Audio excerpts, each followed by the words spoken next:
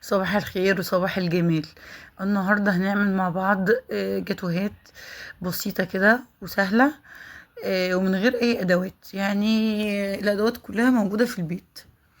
أنا عندي هنا السبونج بتاعي، أنا كنت عاملة أشطوطة واتبقى منه نصه، فشلته في الفريزر وطلعته فك. وبعد ما فك ابتديت بقى استخدمه. قلت بقى انا هعمل منه اشطوطة تاني، لا احنا نعمل بقى منه حاجة جديدة. ففكرت نعمل منه ايه، نعمل منه جاتوه، والحاجات اللي هتتبقى منه او الحاجات اللي هتطلع من الحروف هنعمل منها كوبات، وهنزينها باي صوصات عندكم، اي حاجه، حبه كريز، اي حاجه، وكريمه. المقادير كلها سهله وموجوده في ايه، في اي بيت. انا جبت هنا جبت السبونج، وابتديت اقشر الطبقه اللي فوق، لان الطبقه اللي فوق دي بتبقى مش حلوه، بتبقى ملزقه كده وفيها ريحه البيض، فاقشرها كلها. انا طبعا لو انتي عملتي سبونج لسه سخن وكده لازم تسيبيه لتاني يوم يبرد، او لو انتي عايزه تعمليه في نفس اليوم لازم تسيبيه يبرد خالص، وتبتدي ايه، تقشري ايه الوش.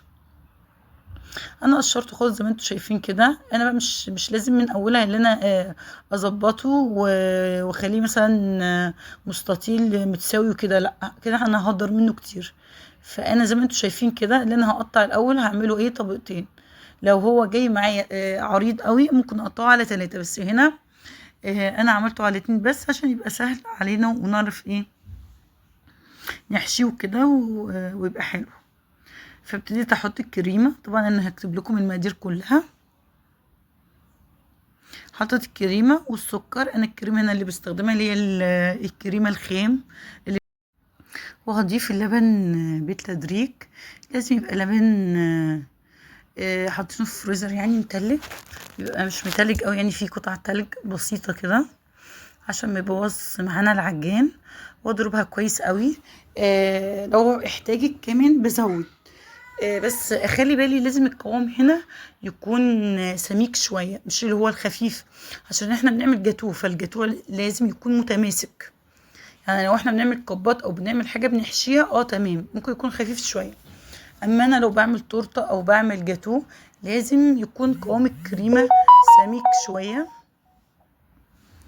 والمعلقتين الباستري كريم اللي انا بضيفهم ده بيعزز القوام، بيعزز الطعم، بيخلي القوام ايه، سميك شويه، بيبقى حلو قوي.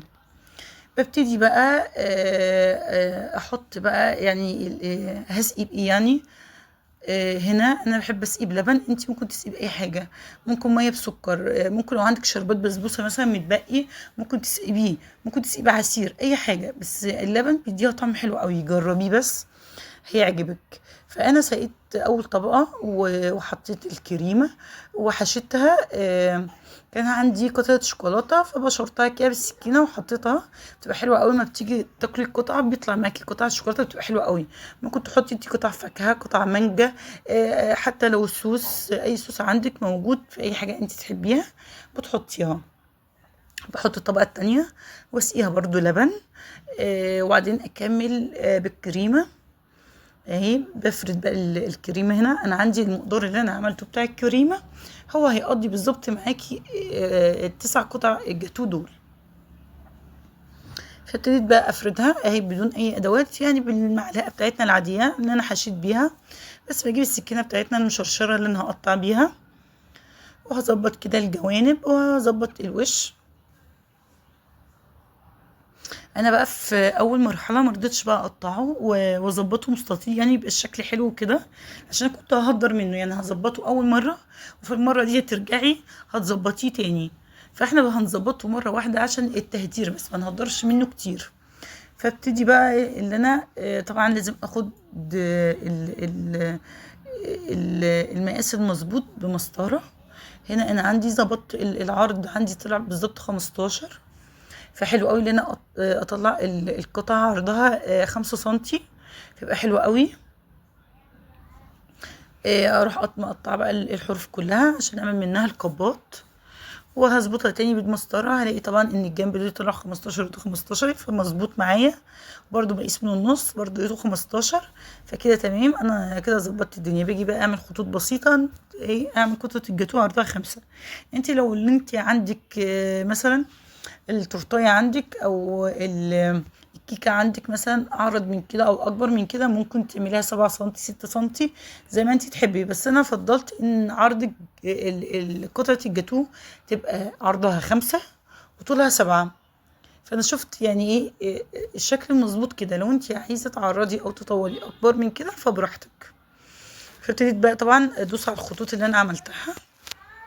انا هنا من يعني كل ما بقطع بحط السكينه في ميه دافيه، ولازم امسحها بمنديل وابتدي اقطع. عشان تبقى يعني وانتي بتقطعي تطلع القطعه معاكي مظبوطه وما تطلعش مبهدله من الجوانب. بس البواقي بقى، كل البواقي اللي طلعت من الكيكه حطيتها في الكوبايات عشان نعمل الترافل او نعمل الكوبات. بس ضربت بقى كريمه تانية جديده وحطيتها في كيس حلواني. حتى ما كانش عندي كيس، كان عندي كيس اللي في الشوكولاته ده، حطيت فيه. وبأي شكل انتي بتحبيه بتعملي بقى الروزيتات دي. وهنحط طبعا على الكوبايات.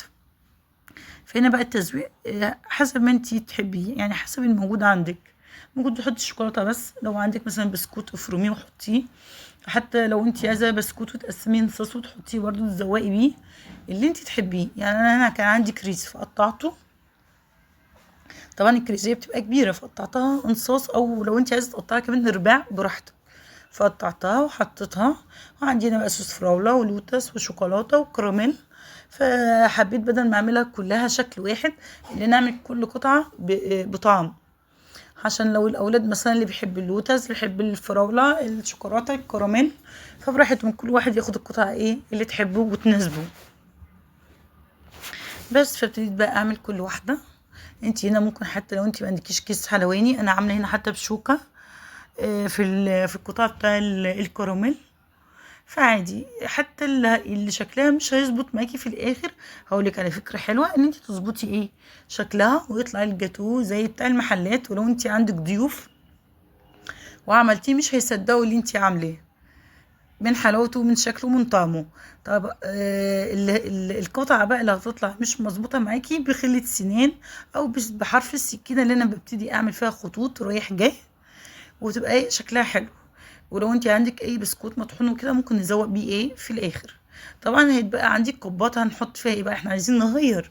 نجيب بقى المانجا اللي عندنا اللي انت مخزناها في الفريزر، بتحطيها في مصفى وتسيبيها تفك خالص، وتبتدي تزوقي بيها عشان الميه ما تبهدلش عندنا الكوبات اللي احنا عاملينها. حلوه قوي بتتصفى، وبتاخديها تزوقي بيها بقى وتبقى شكلها حلو زي بتاع المحلات. وممكن كمان تبيعي منها. شايفين شكلها حلو.